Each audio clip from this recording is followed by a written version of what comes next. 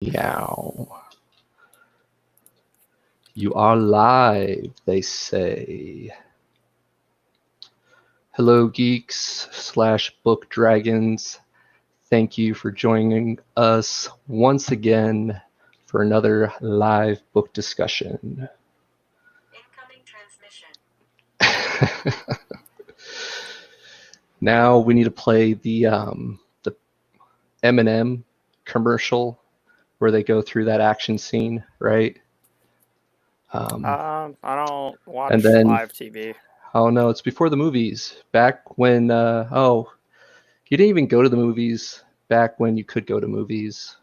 So, That never mind then. involves, yeah, real life. Anyway, so we are here today to talk to you guys about The Way of Kings by Brandon Sanderson, the first book in the Stormlight Archive series.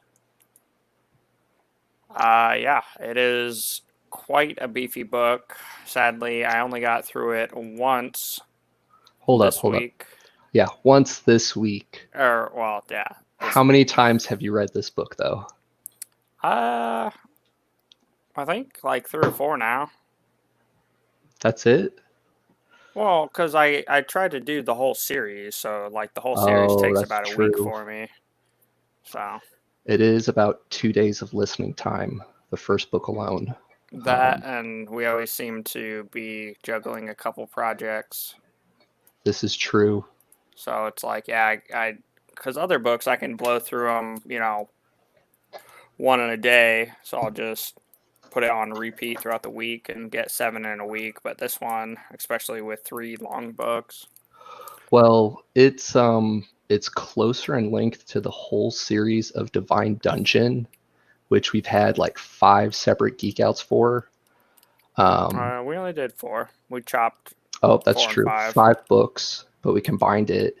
And part of the reason is like the whole series comes 50, 60 hours, I think. And one of these books is around 50. Yeah.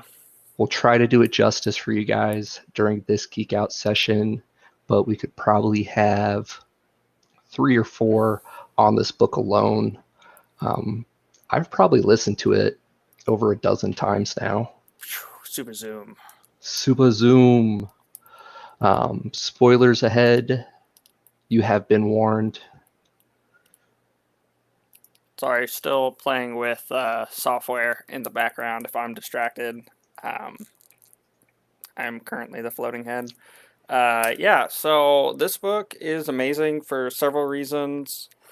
It's great in the realm of epic fantasy. It's great in just like morals and values. It's good for, I guess, management or just, quality of life quotes. Just life. It's relatable in so many ways as you follow the journey of each of the characters. Every time I listen to it, I feel like I take something different away. And a lot of it is just where I'm at in life at the time. So many good quotes.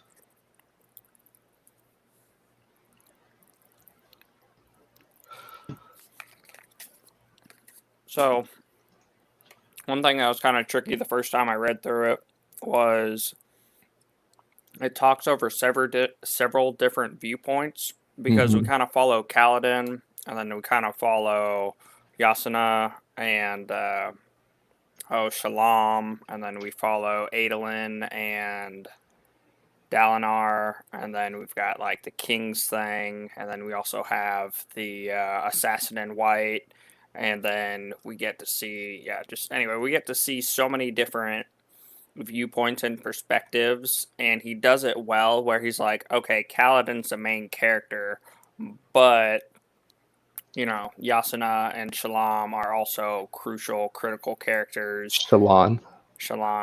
Yeah.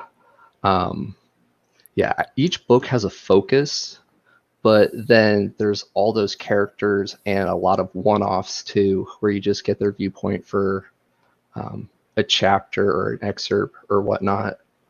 Yeah, and those are done really well also Mm-hmm. because it's for a reason, you know. It's a chapter just to give you context, to give you another point of reference for something else that's going on.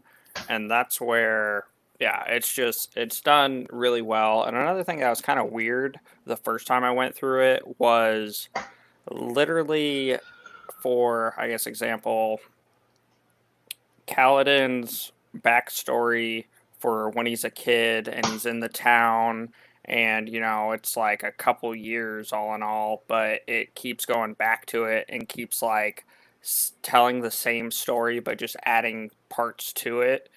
Mm-hmm. And so I don't know, it took a little while to piece it all together, and it does it well enough that in the moment when you're trying to figure out why this bridgeman cares so much and why he's, you know, still trying to put his best foot forward after life has kicked the ever living beep out of him. Yes. And it provides a bit of backstory, but then it also leaves off to where like you want to know more about the backstory, but you understand why it was just an excerpt and why he's going to use it as a crutch or a build up of where we're at in the main storyline. So he does a lot Mm-hmm. of time back and forth, and then same thing with Shallan. And yeah. Yeah. We've talked about it before with Brandon Sanderson, where he likes to layer kind of into it, right? Give you a little bit more, give you a little bit more.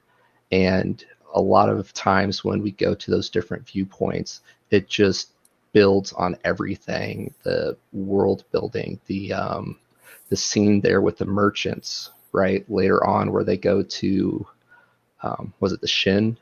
All I remember is silly grass. Silly grass. That's actually like our regular grass, right? Yeah. Compared to what they're used to with those high storms. The things that survive are the ones that can basically get out of its way, right? Like burrow in or have shells or, um, yeah.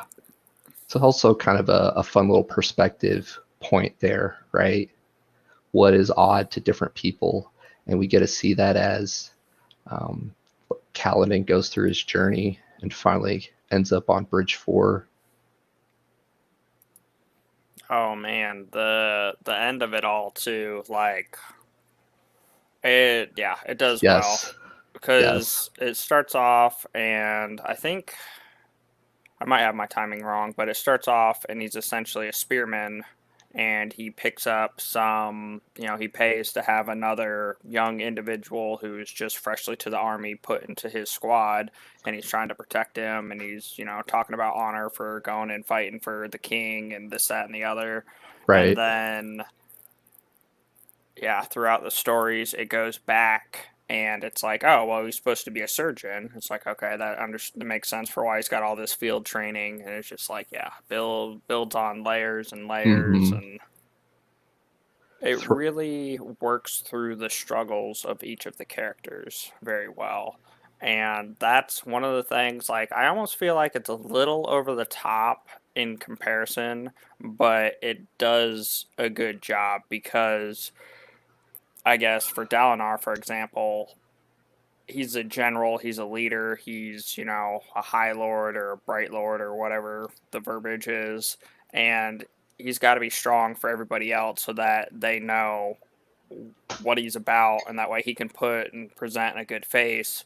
But at the same time, like, he's going through his own trials, and he's had it, we finally figure out after all the little side stories or all the little flashbacks that he was drunk when the assassin in white attacked, and he wasn't there for the king, so he let the king down, which was a big point.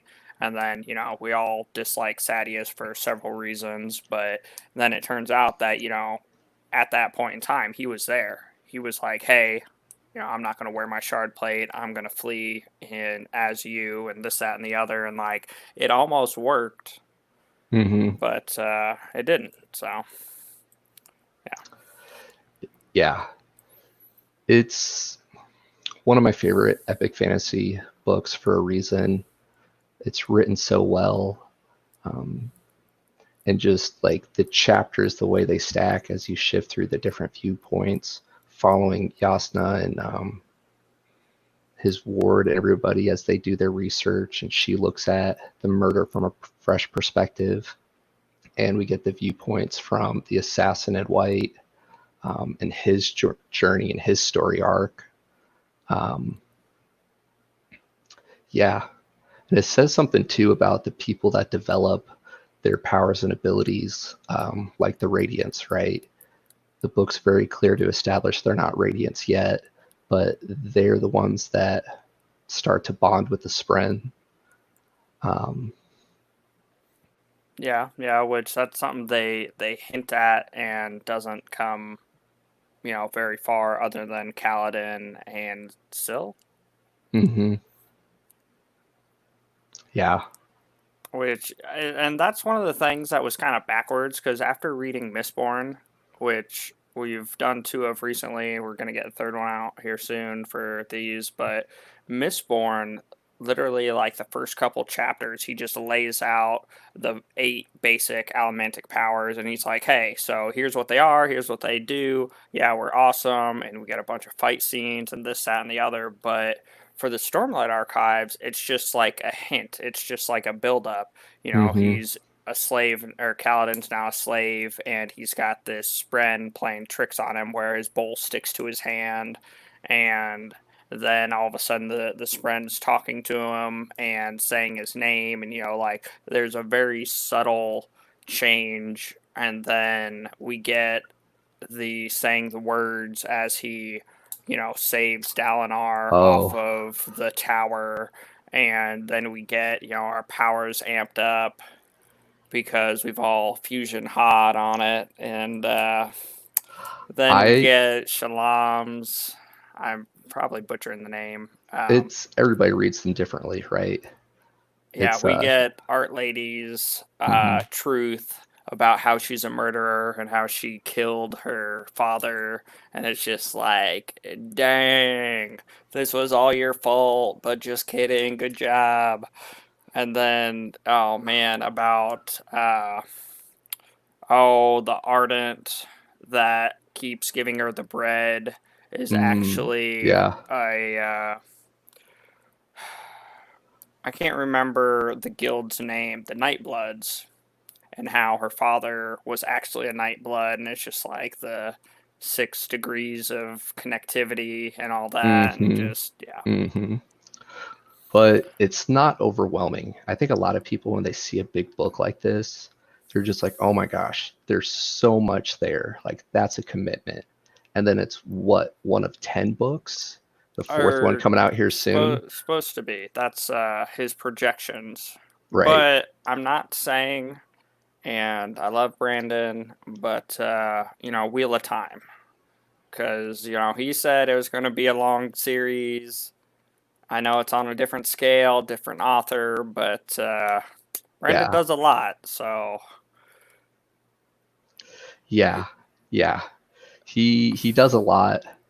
Um, but this book, the pacing is just beautiful, that it starts off with the simple us versus them. And I think I really enjoy Kaladin's kind of perspective on just us versus them as well, as he goes through and analyzes like when all the different factions fight each other, right? Like, it's one thing to go up against the Persendi, but when he first started out, he was in Amaran's army, and he was fighting his own people, right? Half the time. And they said then later on, if there ever was like a outside invasion or attack, they would line up next to the guys, and it was us versus them.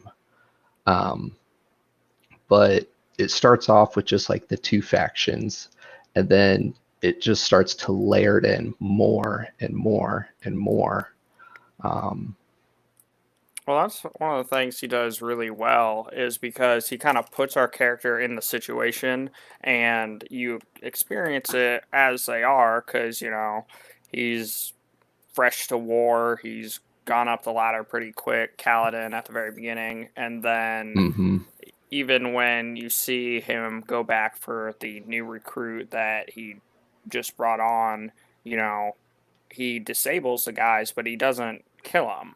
And that's just like a sign of respect and just like all Yeah. that other stuff. And then you kind of run into it again towards the very end where he's using the powers, and the Parshendi they see it and they're in Mm-hmm. awe, and they're like, things are about to go down. Yeah. Hoyd or Wit also helps kind of hint us along, even at the ending there. He's an anomaly that we haven't quite figured out, and that's another thing where he just has so many different arcs kind of going at once. There are Easter that eggs there. Like if you are familiar enough with his work, you catch the subtle nods to the Cosmere. Yeah, and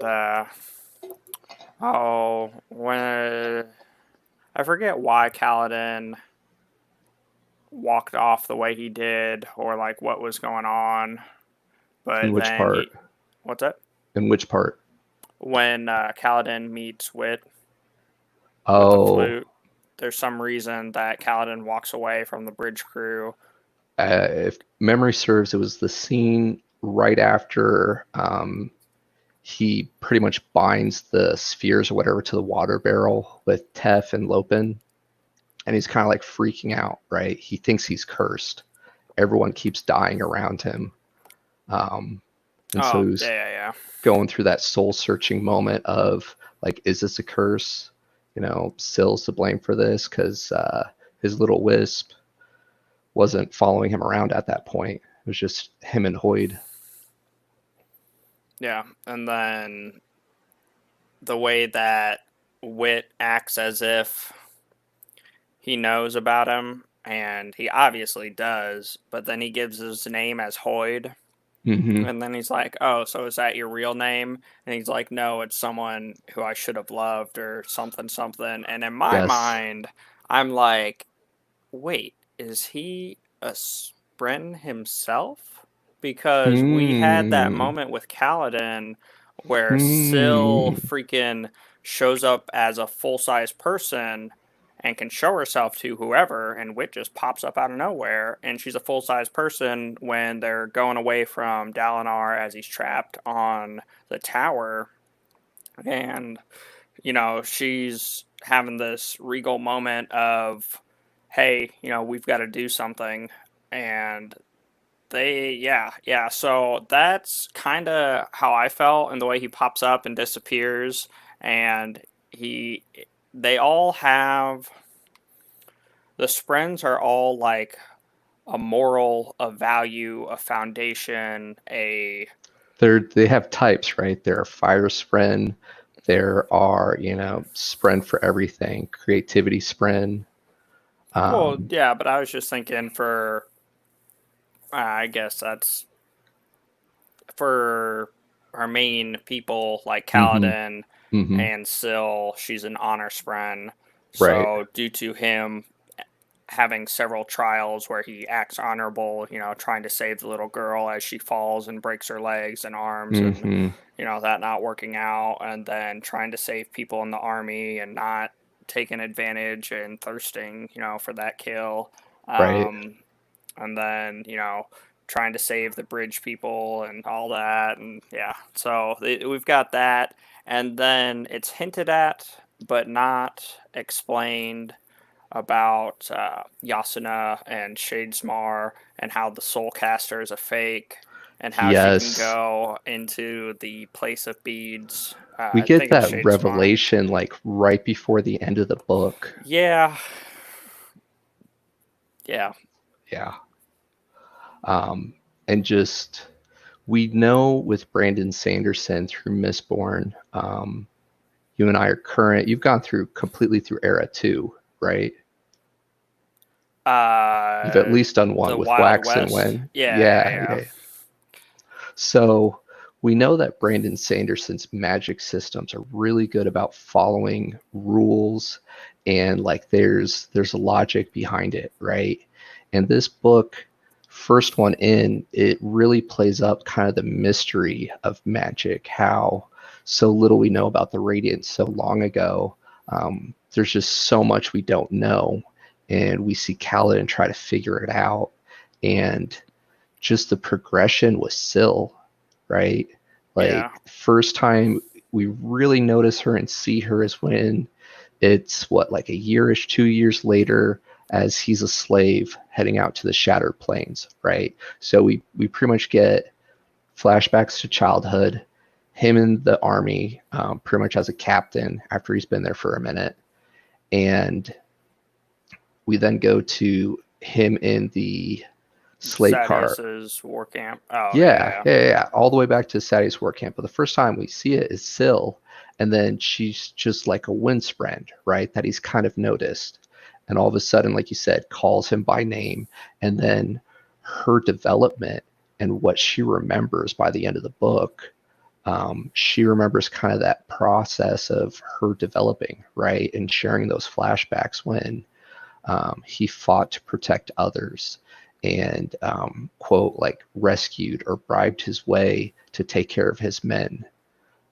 He is a leader so much in his own right, where he spent all of his pay on hiring kids that shouldn't be in the front line, which we later find out part of that's because of his brother.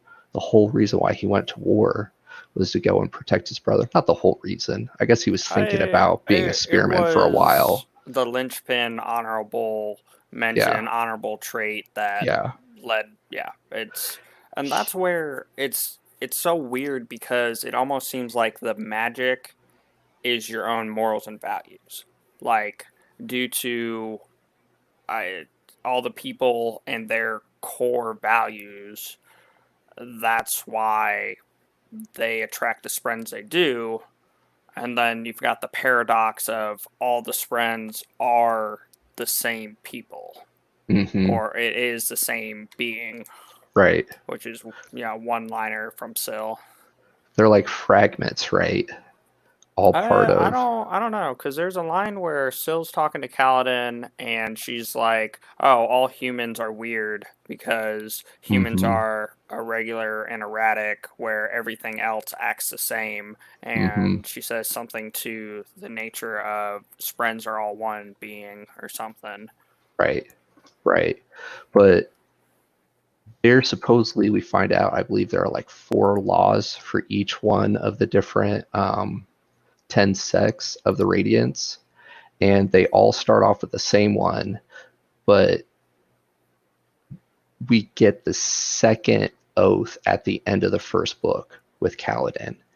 And like you said, he just goes Super Saiyan, right? Yeah. We started off where he was just maybe like Super Saiyan 1, after he truly embraced the first oath.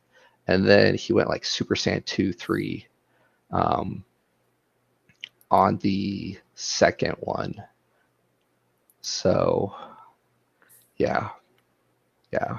Foreshadowing for more to come, right? Oh man, like for as long as this book is, it's only because it deals with so many viewpoints and building up, Mm-hmm. and that's where you feel invested in the characters and you kind of have an idea of their morals and values, kind of like Mm-hmm. Shallan, where she is essentially a sheltered youth, comes from a wealthy family. Mm-hmm. There's a bit of abuse in the family, this, that, and the other, and we get to see a bit of the morbid piece of everybody else with her brothers about how he's like not a lot because he's more or less been disowned due to his actions Right. or whatever, and how he enjoys ripping off the legs of insects. And we get a random one liner from him where he's like, "You couldn't tell it's alive, how are we actually alive?" And it's like, "Oh, we just flail our arms around to show that we're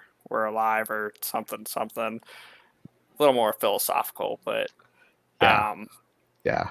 But we don't get a whole lot of that, right? Like there's a couple one or two chapters that focus on her family back home.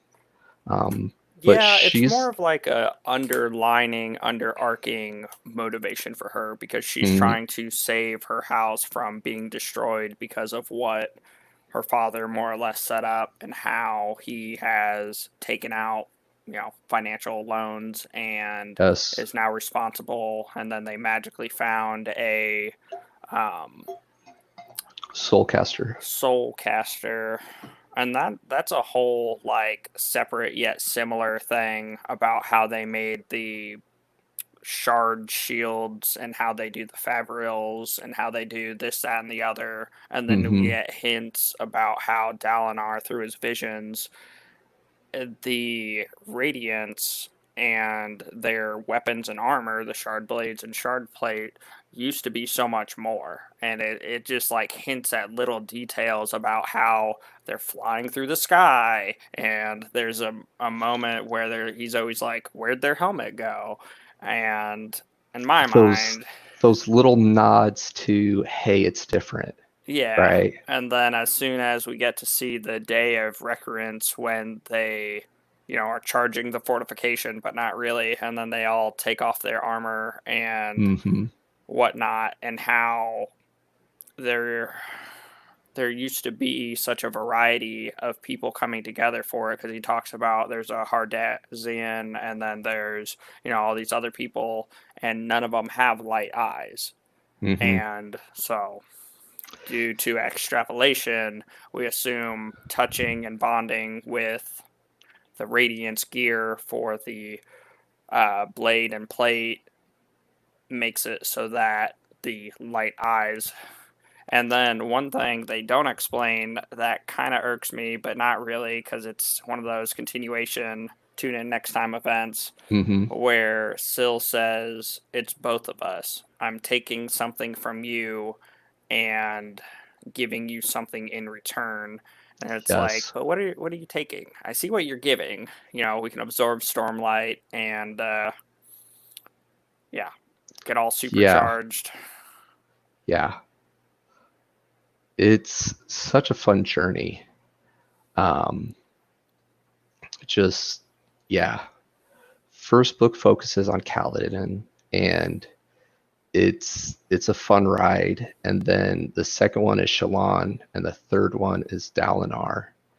And just the scaling and the pacing in the first book, everything we know,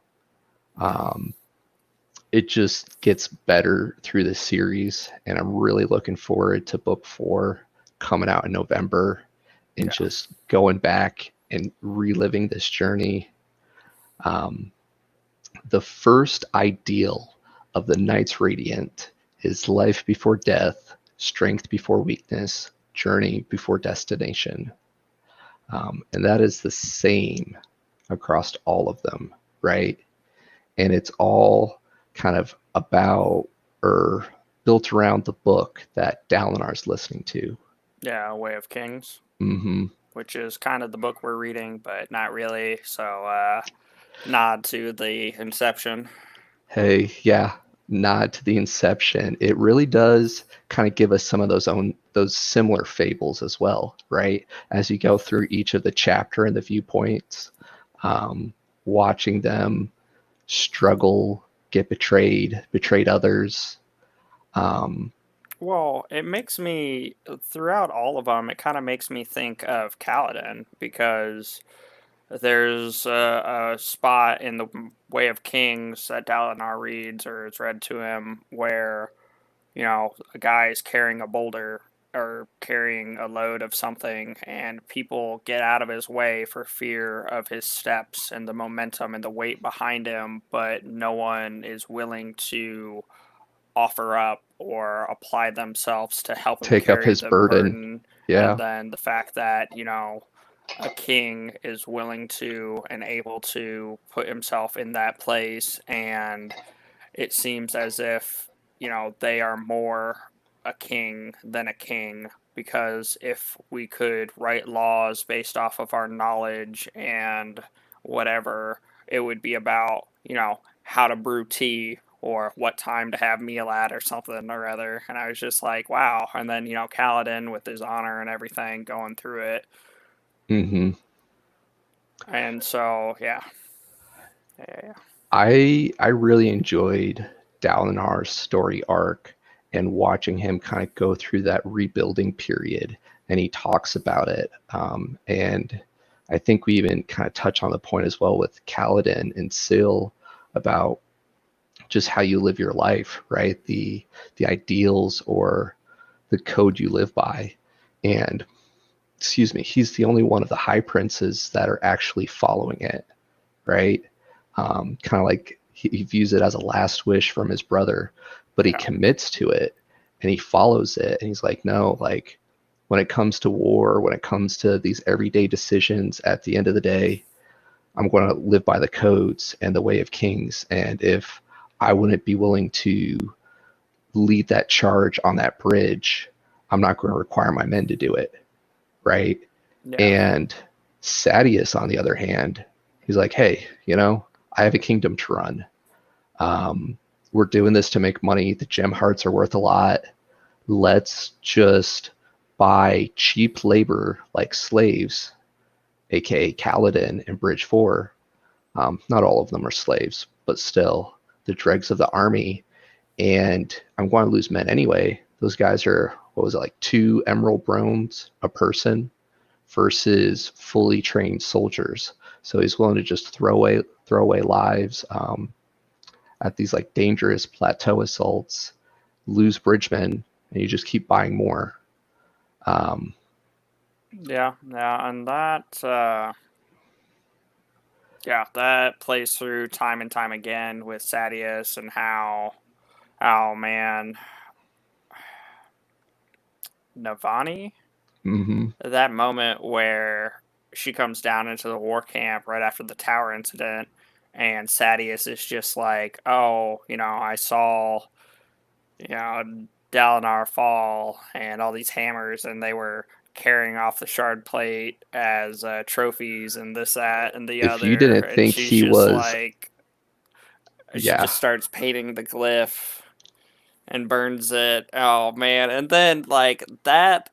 After that, when Dalinar freaking goes in and just owns the king, and is like, if I was to kill you, I could kill you, no yes, questions, and no holding back. no doubt in Like your mind. you're toast. You're Okay, so let's calling get for the serious guards. here. They're not coming. I could kill you right now. And then after all of that, he's like, oh yeah, me and your mother are going out. You better get used to it. Yes.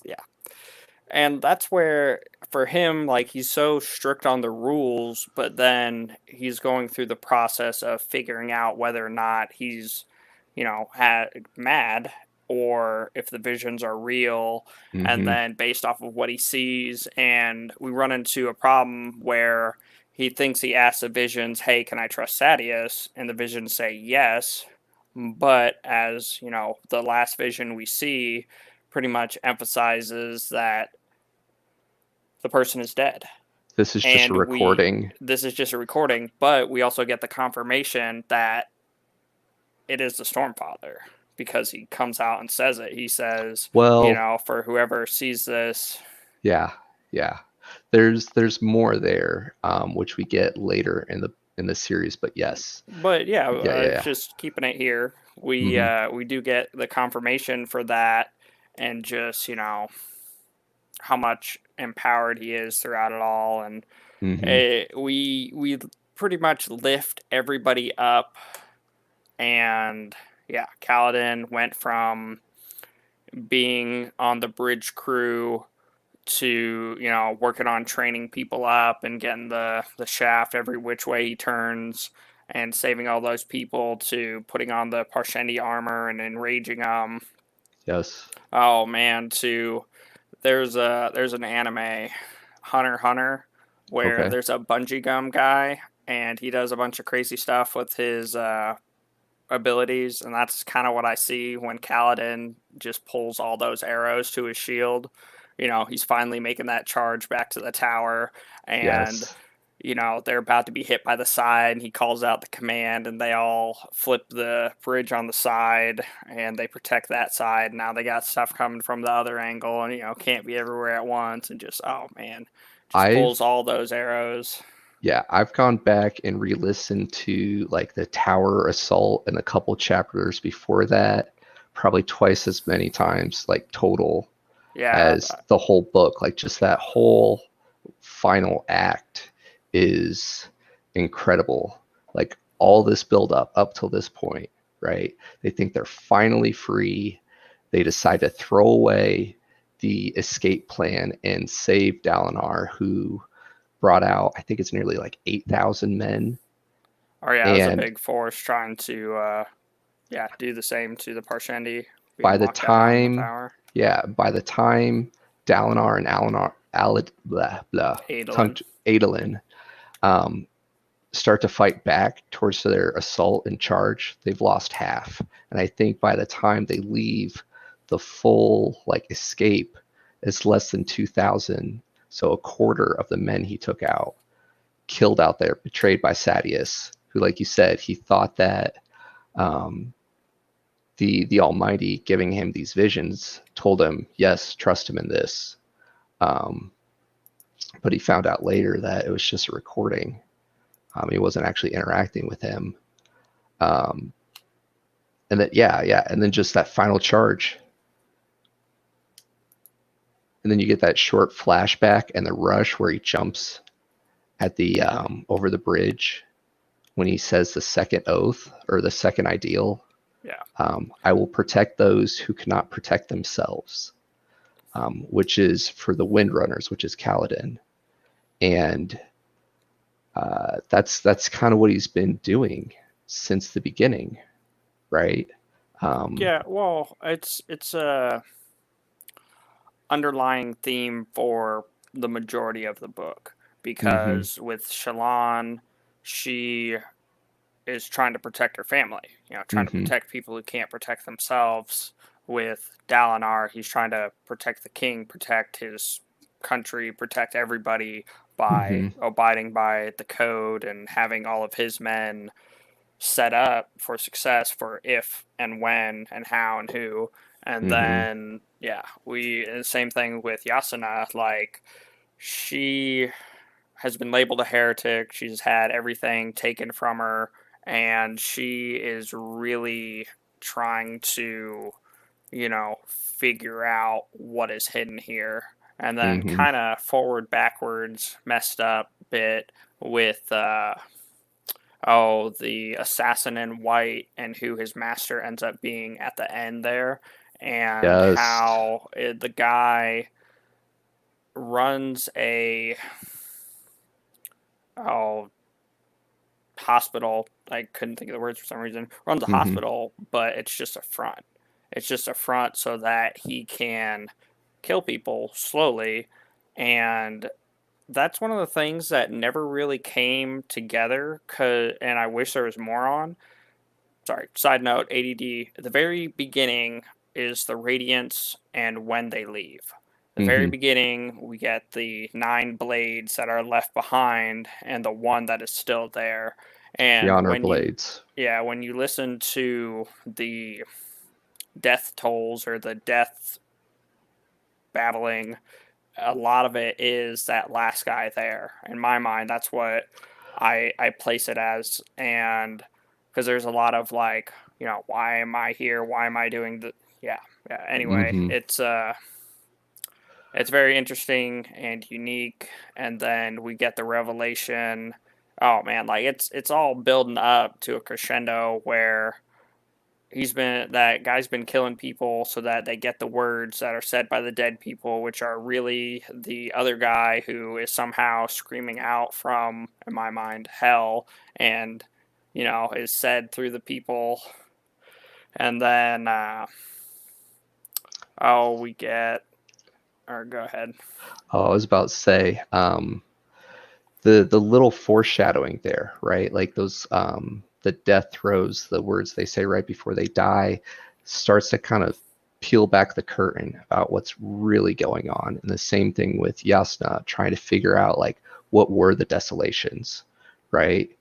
The way that all of the arcs are kind of coming together because Yasuna gets the whole like it's the Parshmen, it's the people Yes. who we're using for everything, these obedient slaves, and then we get Hoyd Wit who has that conversation with Kaladin, and he talks about how the Wandersail ends up at this place, and these people are proper and right and do everything, but then a little girl trips and they just murk her.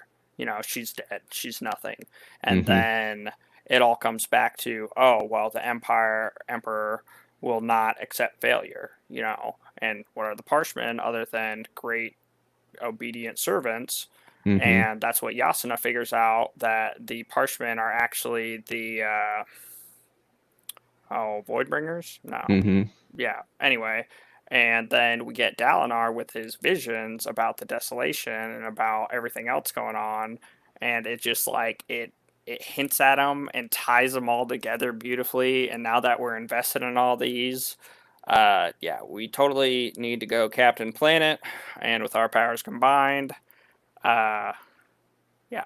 So, But with it's just so beautifully done, right? Because we get so many little snapshots of this huge, bigger picture of like, there's so much more, right? There's so much more to the magic. There's so much more to the desolations. Like at the end of book one, we're just starting to figure some of it out, but we're not all the way down the rabbit hole.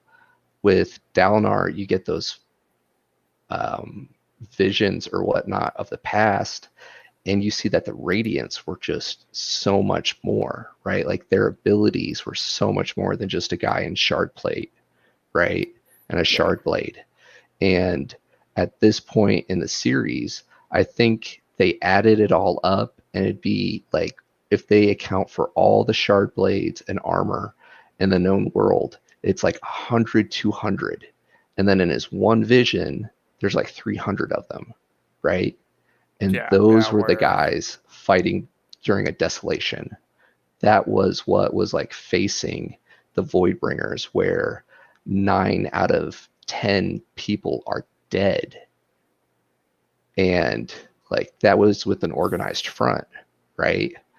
Well, and then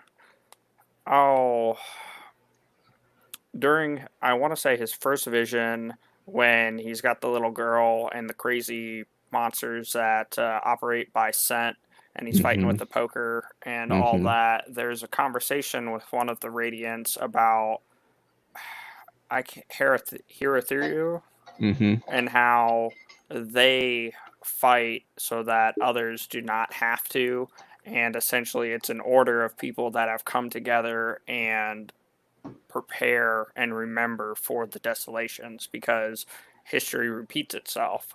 And so we're getting a bunch of history repeats itself hints and nods, and yeah, it just... And in history, they were a lot better off compared to, or time-wise, to where at the end we finally get to see the one guy that went back to damnation or whatnot show up, and he says he's too late, right? Like they were supposed to come back, and prepare them, and like that's how we finish book one.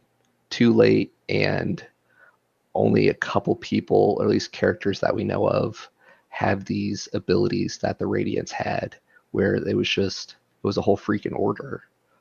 Yeah, the foreshadowing. Well, and that's another weird thing, because it's Wit, who's, rode off into the sunset at this point, and now he's at some shanty town shack tavern thingy, and yeah, we get he knows, he feels it, he knows, he's calling it out, he's calm, he's collected, and there's a shard blade ramming through the door, and he cuts it open, and this, that, the other. It's just like, when are you really Hoid but not Hoid? Because that's someone who you should have loved. And he understands a lot more than we do at this point in the book, and we don't even understand his magic or his abilities yet, right? He doesn't show any, really, because he's just witty. He does the smoke bit. He does the funky echo with the flute bit. He nudges things, though, Yeah. right? Like with Sadius and Dalinar, there were several times he kind of tipped him off. So it kind of makes you wonder how much more he really does know. Yeah. Um, yeah, yeah. Um, it's an amazing book. I'm trying really hard to limit myself to book one. I'm really excited that we're working our way through last week of every month up until the release. We're going to do the Stormlight series. So this month it's book one. Next month is book two. After that, book three, and then in November, book four is released. And it'll be about a week and a half to work your way through it. I know it's a big book, but that's about as long as we can really go with not wanting to talk about it. Let's be real here. The diehards are going to be done with it. Sorry, story time. My story this time.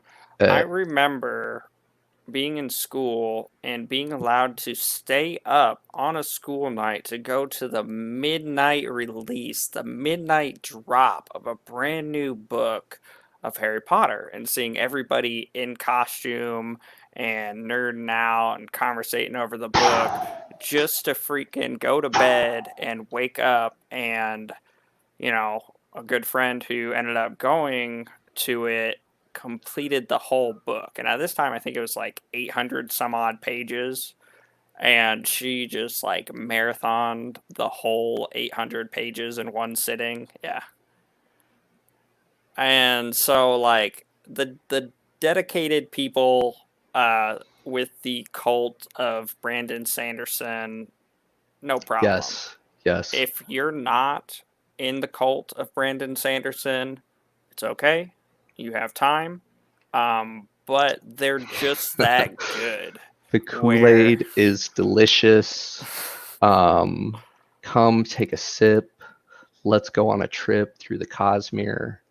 And this holiday season, when we're reflecting on the fact that 2020 is almost over, we can get back to the core values and the ideals of the Stormlight archive and just geek out with us.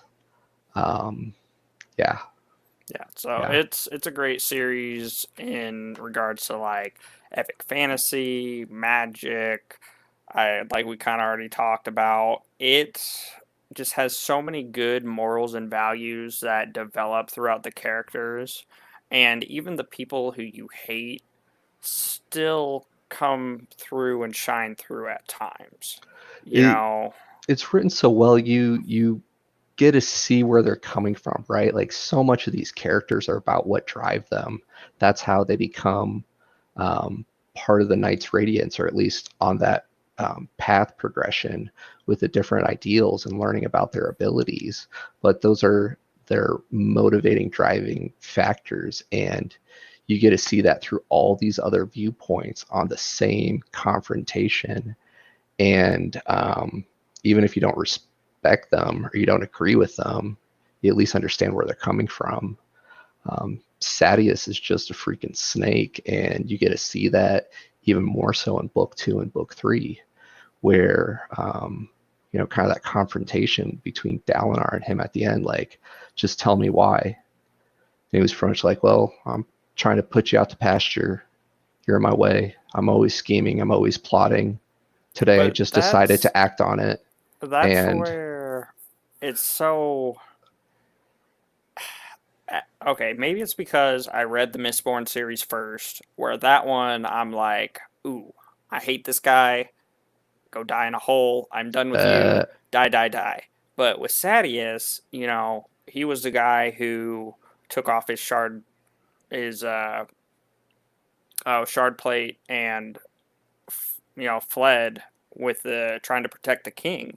And like, he was honorable and he was best friends with Dalinar, and things happen and whatever, we go, and it was more or less just because Sadius was trying to protect the kingdom and protect the king in his own way, and that was murking a lot of Parshendi and getting to the plateaus first, and the lives that he's spending, he didn't see as really spending anything of import. So, Hmm. even though we couldn't fully agree with him, it set things up.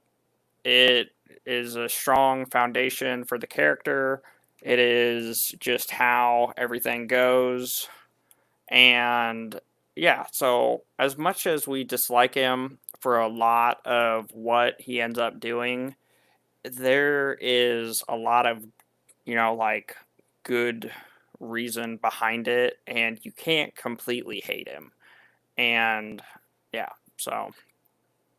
And then one of the big things that kind of stood out that was odd, and I was, wanting to inquire more about, is when Kaladin says the second oath and he's fighting for Dalinar on the tower plateau, and he's utilizing a lot of his powers and he's absorbing more Stormlight. The Parshendi, they recognize it, they're in awe, and that's when, the whole that's how they got out. And so it's just a whole separate, we get very little from their perspective, and I'm always very curious as to what they truly know and what more is encompassed in that. And it's just, oh man, there's so much more there, and Yes. we still have very little knowledge to their songs at this point. And they're always singing in time. We get a little nod to it might be a husband and wife battle pair, which has always been a dream of mine. Going out into combat. Yeah. Yeah, Because I mean, yeah. as long as we lock down, tank and healer, DPS is a dime a dozen. So It's true. You can pick up people for that. It's a yeah, lot easier to do a pickup group if you have a healer that knows what they're doing and a tank to hold aggro while the rest of you guys figure out what you're doing. Yeah, yeah. We get to see more, and like we said with the pacing and the scaling, these one-off characters, we get to learn more about them as the series progresses, and we're only up through book 3. well, as of now, they're useful for developing other things. So World building, right? yeah, Like it's for the assassin in white, he is Shin, and he has the stone thing, and Mhm. what's up? Oh no, go ahead. Or he's The Shin, and Oath Stone. the Oath Stone, and we get to see him killing people, and we get to end up with the uh, not medic, healing hut hospital, the hospital guy, The and hospital guy. all of Oh, you that. mean the But king? yeah. And so when we have the trader who's trading with the Shin, and he's essentially talking down his wares, and he's saying, "Oh, they're worthless," Hmm. "Oh, hey, this and that." We get the nod or the hint to how they do things and how they are very straightforward, Hmm. but at the same, and the honor and everything else with them, and just the oddity of that one who he essentially traded him away, but then even after he traded him, he couldn't accept his reward or accept what was traded for him, and this, that, and the other. And yeah, His it's just a great insight into where he came from, and how even though with his oath stone he has to tread on stone, which at the beginning of the book or when he first assassinates the king, he it's a big struggle for him, because hmm he's like, we're not, that's one of the rules, we're not supposed to walk on stone. But then he's like, but I'm truthless, I'm honorless, I have to do this anyway. So And he talks about it at the end there, um, where he's like, it's a common mistake for outsiders to think that the burden is not on me. Just because I have to follow my master doesn't mean that I am forgiven. Like, I am responsible for these deaths. And at the beginning of the book, we see him assassinate Galinar, and then by the end of the book, he's pretty much killed every major leader um, of the known world, which kind of like what you were talking about just before that was just the perspectives, right, from the different people, the Shin, the the Azish, you just like all the perspectives. And with his world singer buddy, drawing a blank on the name here, but part of Bridge 4, where he kind of like talks about different people and what they value. And yeah, I remember that, and how the light eyes or whatever it isn't actually light eyes there, and how the weapon schema is inverted because only light eyes in Alucard can wield a sword, but for them it's opposite, where a sword is the lowest of the low, and then kind of same thing with Rock and all the opposite of the airsick lowlanders.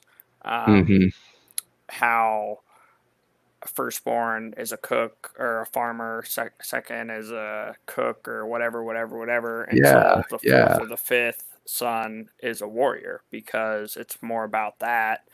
And so it's and he weird explains their how values, right? Like, not everybody like first makes food, then other cooks, and then like not every family needs a soldier, right? Like, that's why you can't do that.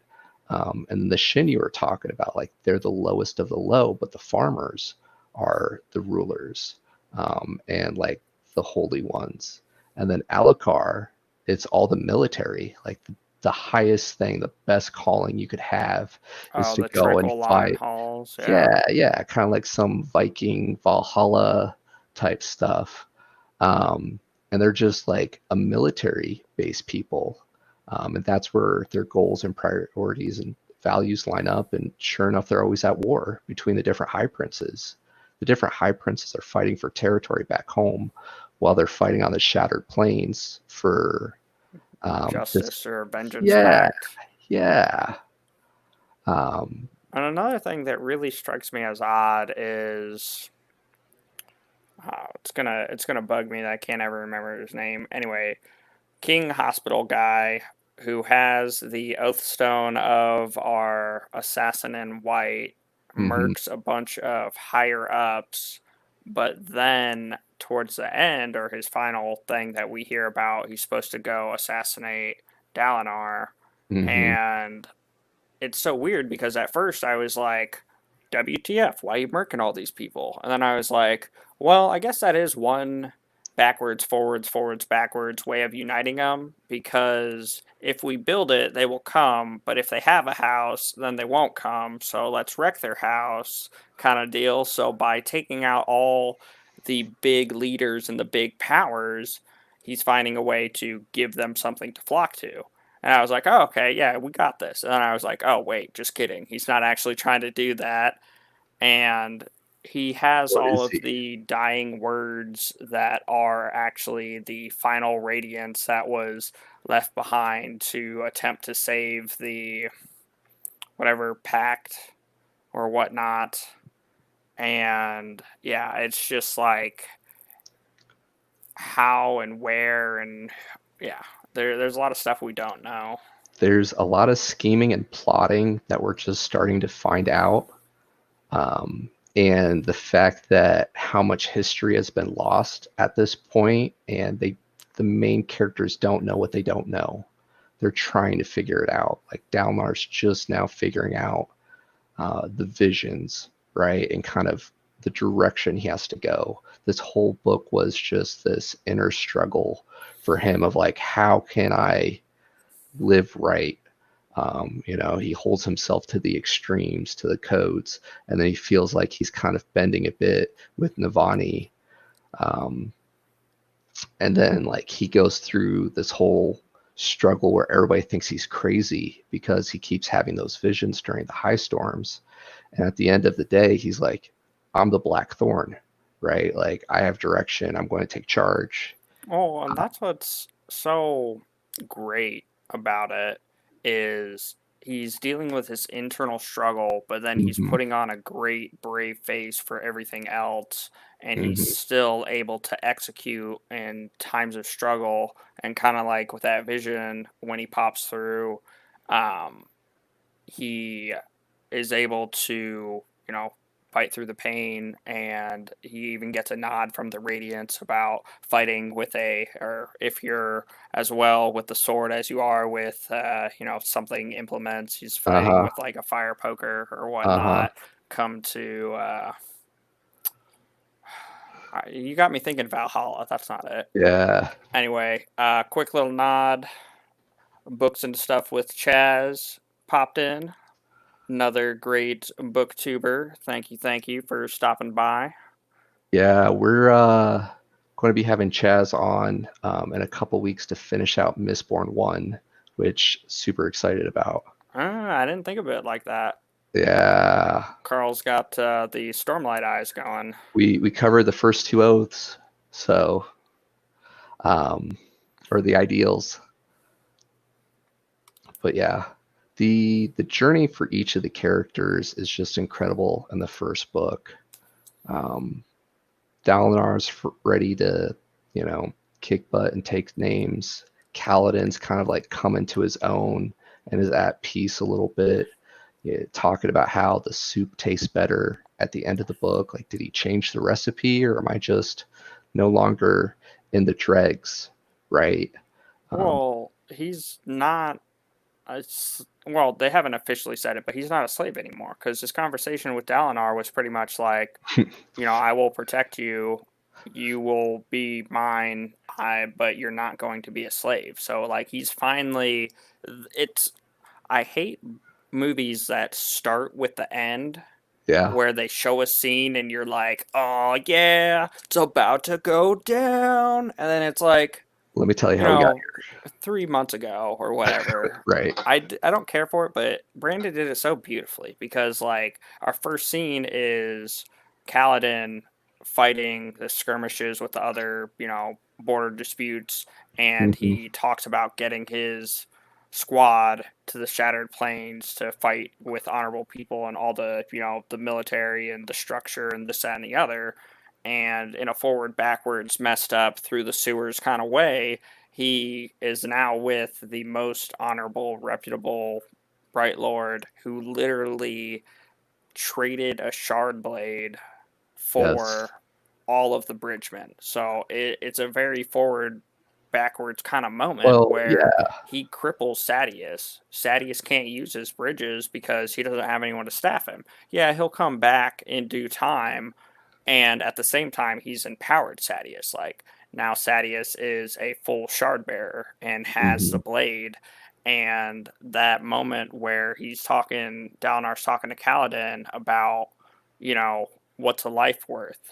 Well, it just turns out that a shard blade is priceless as well. And it's just like, oh man, it all Deal. comes together beautifully. And we thought, Dalinar was the Blackthorn, and he freaking pulls off the clap or whatever when the king's about to be, splayed, and catches the claw, Yes. and he pulls out Sadius, from Yes. the pits of, being obliterated. He forged this kingdom. He talks about how, yeah, his older brother Galinar was the ruler, the king, and he had to swear to himself that he would never go for the throne. But he was Yeah. the one winning duels. He was the one taking out generals and leaders. Like, he was the one that forged this kingdom. Um, Real quick on Kaladin, that moment when he trades the sword, the shard blade to Sadius for all of the bridgemen, like just the feels there after going through the journey with Kaladin of just like the betrayal, right? Like, we don't get the full story of what happened to make him a slave until like partway through the book, maybe halfway. and just like once after another getting betrayed, getting beat down, and then finally finding this Light Eyes that he can swear himself to. He went from a slave expected to die any day, literally getting shot at by arrows, to as high as a Dark Eyes can go, like officially and independent in the and structure. independent in the structure, right? Like this is where we are at going into book 2. He went from slave with a slave brand on his forehead to completely outside the military structure, and like fourth dawn out of like the 10 dawns, I believe, for the Light Eyes. And then you have the Dark Eyes. And as a kid, he was a pretty highborn Light Eyes. I think like they were second dawn.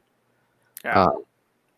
And so like there was a chance of him marrying the Bright Lord's daughter and, you know, quote unquote, becoming a Light Eyes that way and moving up. And then by the end of the book, he's gone even higher than that, and has 1,000 previous bridgemen to train into a fighting force. The dregs of Sadius's army, like the whole time throughout looking at the different high princes, it's like Dalinar makes his men stick to the codes, right? They're always in uniform. They're not allowed to be drunk on the clock. If they're off duty, they're off duty. Like, yeah, he lets them bring the wives and the family, but they're crisp uniforms. And then Sadius's camp, it's all disorderly. They're just wearing whatever they want to wear, causing problems. It's ends justify the means, right? I gotta get to where I'm going to get to. Sacrifice bridgemen just to save us some money. Yeah. Oh man, and the way Navani just like calls him out, and she's like in the middle of his war camp, and she's like, "Get me my ink," Yes. Yes. and She's a then she fun just like character too. justice. Yeah. And yeah, yeah. I'm looking forward to going back. I'm glad he gets a girl. You know, like as cliche as it is, there's a bit of James Bond in every story. So he's the Blackthorn. He's built this kingdom, and yeah, he got Her the girl. name's Thorn. And that brings up a good Blackthorn. point that they hint at, but they don't really go into detail about the Night Watcher or whatever, and Mhm. how you can ask a boon from her and you get it with a curse kind of deal. And we don't know what Dalinar's is at this point. And I'm Well, trying to think of the we other know his instance. curse. He can't remember his wife's name. Yeah, That's his we curse. But we but don't know his boon yet. yeah. And with just all of the magic system and the lore at this point, like it's just been hinted enough and built up enough to where we know these things are out there and that certain things are possible, but have barely scratched the surface on how it all works and how it's Well, intertwined in Odium and, you know, the worst of the 16 Knights Radiance, just like all of it, just like barely scratched the surface. And yeah. yeah, And that's where, because the Night Watcher is perceived to be a spren, mm-hmm. and that's what made me think, Wit or Hoyd is a spren, because the way he talks about how Hoyd was someone who he should have loved or whatever, whatever, and just the things he can do, and the Yes. way Syl appears to, it's There's some subtle hints. In the later Geek Out sessions, I do want to kind of get into some more of the magic and the lore of what is a spren and everything that goes on there. We kind of get some hints, right? Like finally towards the end, Syl and Kaladin understand like they're doing it together. You said like they're taking stuff from each other and giving stuff to each other. yeah. Um, Well, and then we also have that weird side arc story with the Ardent, the chemistry cook, and the yes, theory yes. lady. Anyway, so they measure magic. They measure the magical spren, and with the dimensions stuck or set in this realm of Uh-huh. the paper, they no longer have free will, or they're more or less trapped in this realm, which is Mm, a very unique oddity. And in my mind, after the oaths have been said, even though it's not physical paper, it's a bonding to this realm or this plane, because that's where, a lot of friends, or once they get big enough, can only, or can show themselves to whoever. But then again, there's a lot of like, people can see Rot's friend, people can see Wind's friend, rain, fire, whatever. But they could also be, yeah, so much more, such as Syl. we get to see kind of like a unique perspective with that one-off or the interlude of the guy who goes around studying Spren, right? Oh yeah, the drunken Spren. Mhm. I was confused about him because he like had different skin and whatnot, and he like wrote his findings, and he got really intoxicated, and he's like, well, hopefully I didn't write it somewhere inconvenient to read. Right. That last one took, like 4 mirrors and, a odd bathroom attendant to Yeah, yeah. decipher and whatnot, which okay, some humor there. Not as good as the Land's 837 or the Uh, 837, but it was good. those are fighting words. A lot of people hate that chapter and think it's just too Well, much. like, even if, Uh, sorry, side note, even if that is too much, the poetic genius of being able to take what could be conveyed in one word and span it out to I don't know, a couple hundred words or whatever, like a chapter's worth of words, that takes skill. Like, yes. anyway, And the back audiobook to, does it so well. yeah. Um, yeah, yeah. Anyway, back to Stormlight Archives, Book 1. Yeah, we've set up a lot, and we're at a turning point. Yasuna has accepted Shallan officially. They've Mhm. already gone back and forth. She's called out, or Shallan's called out Yasuna about how the Soulcaster is a fake, how she did what she did, the whole thing with the Nightblade Ardent, or Mhm. Nightblade? Anyway, evil cult, um, Ardent, and how she soul casts the jelly or jam, and that's why the antidote didn't work, and how she soul casts the bread before she ate it, and that's why she wasn't affected, and she soul casts the blood to save Shallan, and this, that, and the other, and how Shallan is able to go to Shadesmar or the bead place, and just like, oh man, so much got dropped all right in that little arc. And then Yes. she's like, oh, well, it looks like we're taking a trip. Going back to the beginning, study all this stuff. And it's just like, dang. And That then, final piece falls into place, and the final act is just so beautiful after all this build up, and then just everything starts to fall into place and make sense. And just Shallan's journey is a lot of fun through book one, and we get a focus on her more in book two. But she goes from this timid girl who never left her house to where she decides that she's going to become pretty much the most powerful woman, arguably, um, in the world, and like steal from her, right?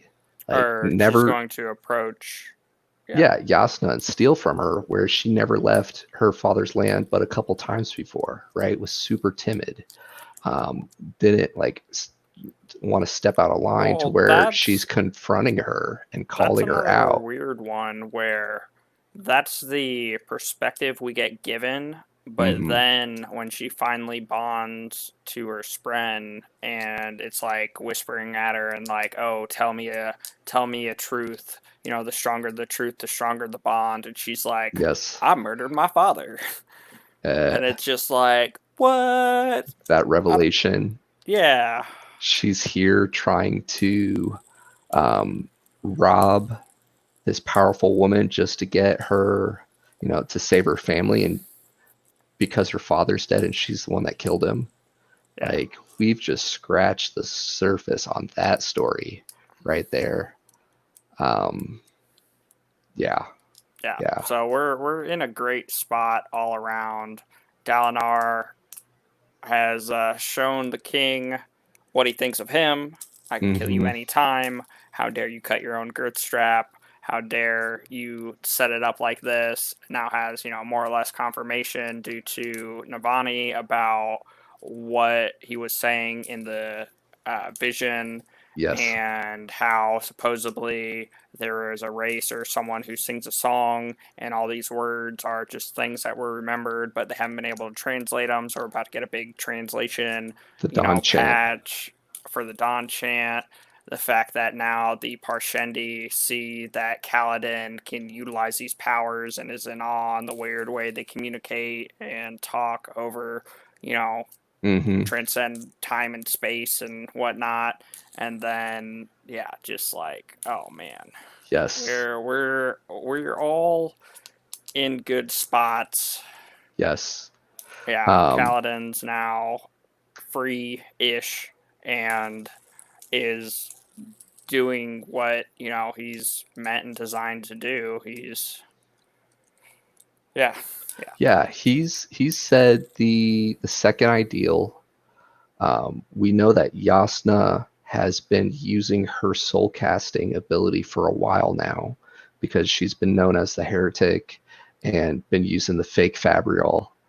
Um, I was trying to pull up the download for the audiobook. They have some really cool art here, but we know that Shallan has a shard blade, or at least it's been inferred because she talks about the 10 heartbeats, and a weapon that she didn't use. yeah.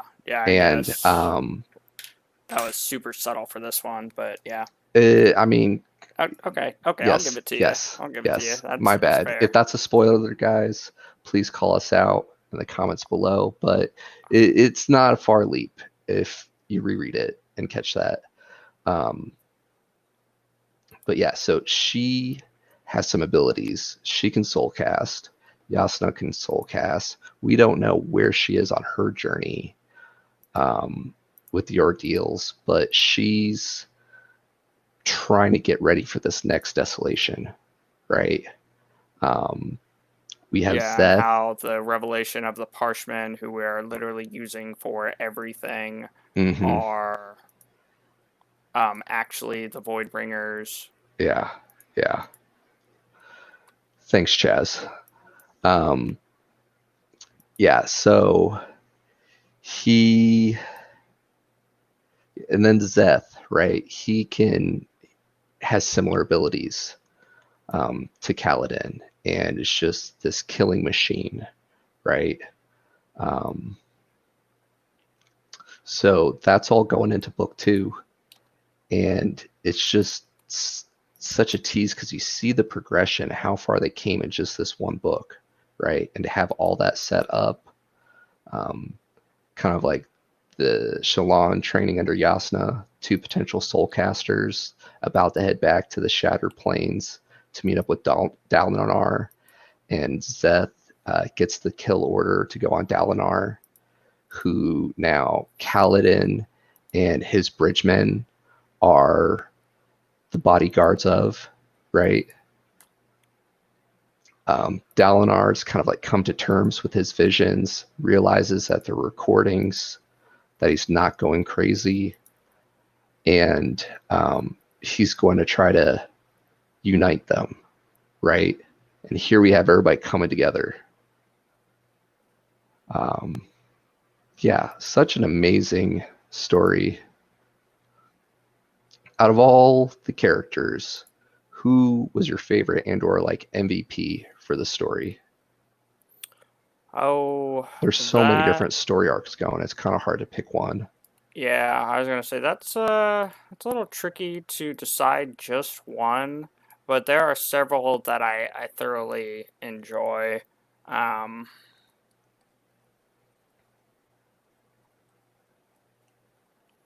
Sorry, trying to multitask poorly. The main story's about Kaladin, so I think he's out because you can't pick. You can't do main character. That's Okay. mm, I know that I'm really curious about more of Yasna's story and kind of her coming to terms with using her soulcaster abilities. That's somebody I really want to read more about. Um, Dalinar, like, just thank goodness for Dalinar in so many ways as we're looking at all these other characters. He just seems like the linchpin on so many things. Um, yeah, I let's just go ahead, and I know it's still kind of main character, but I'd put it at Syl because she breaks Kaladin out of his funk. Like she's says the words, gets him through, keeps him alive, mhm. helps him, comes to term with why am I still the one alive, and due to this, that, and the other. So yeah, I guess it's really Kaladin and Syl, which is kind of, I don't know, cliche and whatnot. What were you trying to get from the downloadables, from the Audible Oh, stuff? I just wanted to show some of the artwork because, like, Shallan just, as she sees those visions and whatnot, I think there was something in there where it kind of shows. And then it's just, I thought it was pretty fun. All the artwork that's included in the Audible book. You get some of her sketches, which are pretty fun to help give you visuals. Um, yeah, Alrighty, now. I think it's the last page. I am trying here. Sorry, Playing with the it's software. already like not the best. Oh, well, that's not very nice. Okay, we can do that. So, bada bing, bada boom, whammo. All right, Yeah. so this is something that comes with the audiobook as a downloadable because I'm sure it's like actually encompassed in the actual book. Mm, But these are, Alethi codes of war. So this is kind of like Dalinar's whole yep. thing that he stands by. Um, I'm not 100% what this one is of. I think it's from when Shalon is going through. Yasna's looking up like sketches and fairy tales and whatnot about the Oh, of Void the Bringers Void Bringers when and we the have beasts that the. they controlled, like the great shells and whatnot. Oh, okay. Yeah, I could Yeah. see that. And that might be the thing that she does across the span read. Hmm. And No. then. Oh, maybe not. History of Men. Go down to the bottom one because we were talking about Shalon. There's a lot of really cool stuff in here, including the maps and whatnot. But like that's her sketch right there, right before she soul casts for the first time, and she talks about how she sees them, and when she's going down the lift shaft there. Um, It's all good, Chaz. Thank you for stopping by. Um, but yeah, these, because she has like a whole episode of it, and that's where she has her first thing. I think it's with the king or mhm, whatnot, and she's drawing a portrait of him while mhm, letting her mind get distracted, listening to the conversation, and then right. she sees him, and she has a whole episode where, She um, thinks she's losing her mind, right? yeah, yeah, and she keeps like doing her snapshot picture thing, and then she, sees him again and sees him again, and Hmm. it's very weird. Yeah, And then this, buttons was it's all another good. unique kind of insight. It's something that we didn't get to see a whole lot of, but so we're out on these plains to fight for the um, gem hearts, and this is kind of like a breakdown, which is very unique. Yeah. Anyway, There's then just a yeah, we lot of cool get some stuff of in the there. This fun fact, um, wrapping it up, want to get to a couple more things. They just started a Kickstarter for this series. It first came out about 10 years ago, so they're doing the collector's edition. Um, I haven't checked it in a long time, but like they met their goal well within the first hour for the Kickstarter, and it's on its way to be like one of the top 10 um, Kickstarters of all time for this series. There's just so much love for the series. If you haven't checked it out, um, definitely worth doing so. And yeah, we'll yeah, have to incorporate links yes, below. But I essentially, I believe the big point on that is it's a leather bound book. mm-hmm, So for all you bookies out there, I know people are against like the mass milled paperback copies. They serve a purpose. Leather bound books. Like this is supposed to be uh, like a durable, intense copy, like knock somebody out kind of leather bound book. Like they're they went huge. for real leather. And they have a lot of other trinkets and whatnot. And I guess honestly, I could do some button clicking while you do Yeah, stuff. it's a great book. Definitely worth picking up. Or Um, well, yeah, we can. it's important to remember to support the authors where you can. Um, Yeah, and this is essentially what it is. Like, hmm if you don't want to spend the money on the book, that's fine. Honestly, Brandon's amazing, doing great. So it's more No, no, about no. sharing the love and the nostalgia and just, respect. Yeah, Like it's that good. it's amazing. It's It's worth kind of picking up, like, recommending. pop figures or minifigs or, that Gundam that you put together and you painted or that D&D character that you bought and then you painted and I yeah, want to see where it's you the bring this nostalgia. back. Oh, okay. I'm like, wait, what? Gundams? Building Yeah. stuff? Yeah, it's amazing. Support your authors, gift books. Um, yes, yes. So, yeah. Final thoughts on the Way of Kings before we move into what we got coming up in August? Oh, yeah, I gotta press buttons for that. You're good.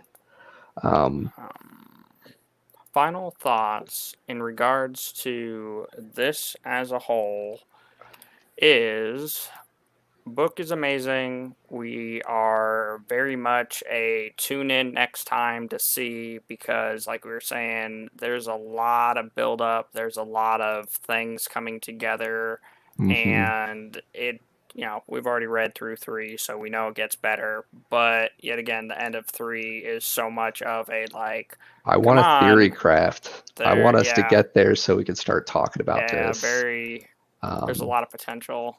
if you guys haven't already, our Discord link is down below. We're going to be talking and theory crafting about this and some other books we have coming up next month. Um, super excited. We get 5 Sundays in August. Can't believe we're already August of 2020. Um, definitely a journey before destination year.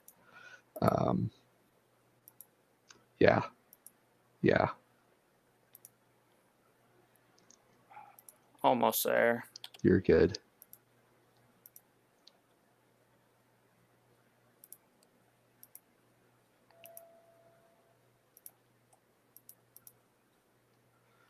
And yeah, I might need essentially to. just what's up? Oh, nothing. I thought I heard something on my end.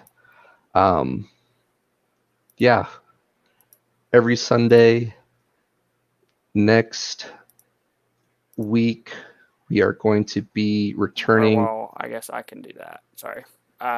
Continue.